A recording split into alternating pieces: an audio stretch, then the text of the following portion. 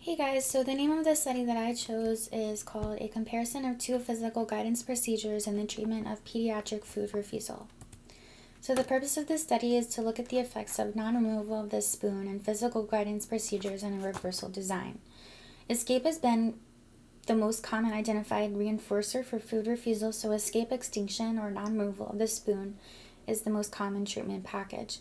However, escape extinction alone is probably not going to be sufficient enough to increase food consumption to acceptable levels, so more components like physical guidance procedures might need to be implemented.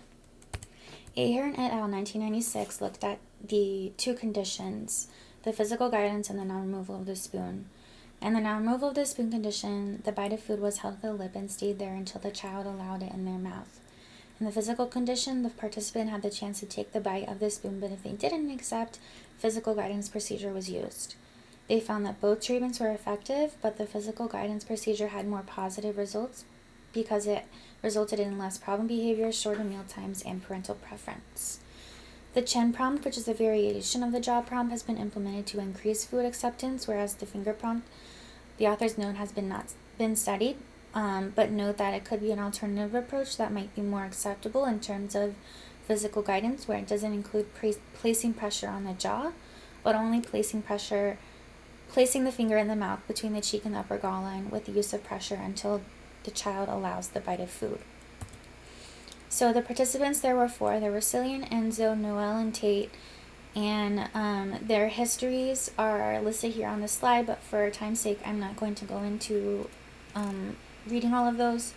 So they define bite acceptance as the deposit of the entire bolus of food past the plane of the lips, and they define inappropriate mealtime behavior as the turning the head 45 degrees from the spoon, disruptions which included swatting the spoon or touching the therapist's arm, and covering their mouth. They conducted sessions according to regular mealtime schedules for breakfast, lunch, and dinner. They had 2 to 4 sessions during each time block, or each meal block, where each session block was 1 hour. The foods that were presented varied for each participant, but included non-preferred, moderately preferred, or novel foods, and it was talked about between the therapist and the parent before implementation. So for baseline, each session had 10 bite presentation, and it was presented every 20 to 30 seconds. The therapist presented the bite on the spoon to the child's upper lip for Cillian, Noel, and Enzo, and on a plate within the Tate's reach because he was a self-feeder, all simultaneously with the verbal prompt, take a bite. If the bite went in the mouth within 5 seconds of the presentation, the child was given 30 seconds to consume and swallow the bite. If the child did not accept the bite within 5 seconds and did not engage in IMB, the spoon remained at their lip until Cillian, Noel, and Enzo allowed the bite to be deposited. Hand-over-hand prompt was used for Tate to bring the spoon to his lip, and it remained stationary. Also, it's important to mention that after 30 seconds of the spoon procedure, the presentation ended and the next presentation to the lip occurred for the baseline. And if any IMB occurred, the therapist provided Cillian, Noel, and Enzo 15 seconds of escape. Tate had 15 seconds of escape on a fixed ratio 10 schedule for any IMB, and his parents also used a picture board showing the number of bites per meal. So after the baseline condition, the non-removal of the spoon condition was done for Noel and Tate only. It was not done for Cillian and Enzo because of nutritional concerns. This condition was identical to baseline, except that if the child did not accept the bite within 5 seconds, the bite remained at the child's lip until it could be deposited in the mouth or until the maximum duration of the session was met. The therapist blocked any IMB towards the therapist or the spoon, and the maximum duration of the non-removal of the spoon session for Tate was 1 hour, and the time cap for Noel was 10 minutes because of parental concerns about him being uncomfortable or crying for long periods of time. The non-removal of the spoon plus the physical guidance package was evaluated using an alternating treatments design, and the physical guidance component of the treatment package included the jaw prompt and the finger prompt variations. The bite presentation, placement, and contingencies were all identical to baseline. However, if the child did not accept the bite within 5 seconds or they engaged in IMB, the bite remained at the child's lip for 5 seconds more, which at point, if it had not been deposited in their mouth, the physical guidance procedure was implemented along with the non-removal of the spoon condition. The therapist obviously would block any IMB towards the therapist or the spoon, noting that Tate was a self-feeder, so he used a hand-over-hand when the physical guidance prompt was used, and the therapist presented the bites as a non-self-feeder to ensure his safety if he was ever non-compliant with the hand-over-hand. The jaw or finger prompt remained in place until the bite was deposited or the max duration of the session was met, and the max duration was 30 minutes for Cillian and Enzo, which was arbitrarily chosen to ensure multiple sessions for each time block, and it was 10 minutes for Noel and 60 minutes for Tate, which was continued from the previous condition. Just for visual sake, I want to show you guys what the jaw and finger prompt procedure looked like. For the jaw procedure here, you can see that the therapist is going to place slight pressure on the jaw with her thumb and forefinger. It's also important to mention that the jaw prompt does not physically guide the mouth open, so it's possible for the participant to keep their mouth closed and refuse the bite.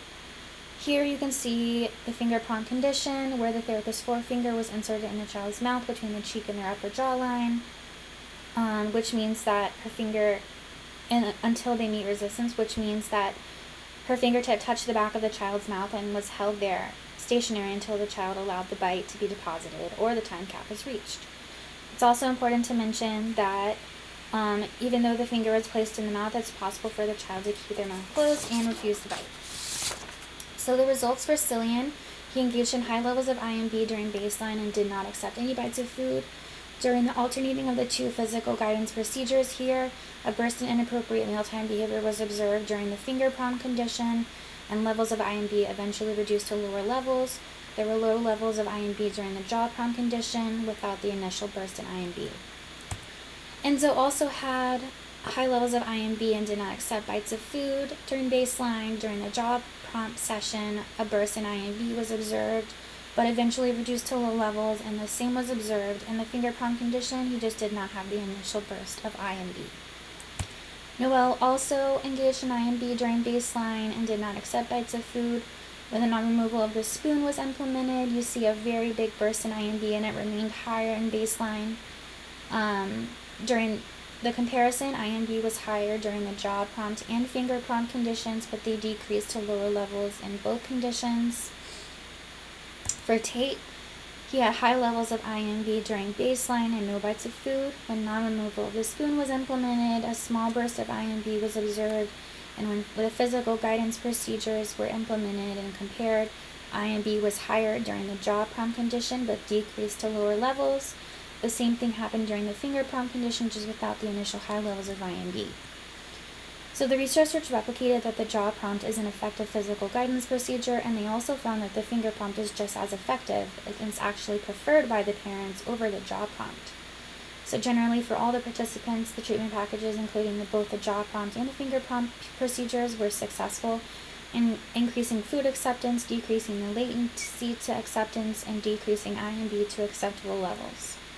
So the questions that I have for you guys are: what makes severe food refusal so challenging in regards to making sure that each child is eating the appropriate amount of food each day, as well as making sure that the parents are on board with the treatment plan? Question 2, what the authors note that it is most likely that negative reinforcement via escape or avoidance of the physical guidance prompt was the mechanism responsible for the increase in acceptance and decrease in IMB. What are your thoughts on that statement? And lastly, what are your thoughts on using the two physical guidance procedures on children who were diagnosed with severe food refusal? Is one better than the other? I look forward to your responses. Thank you.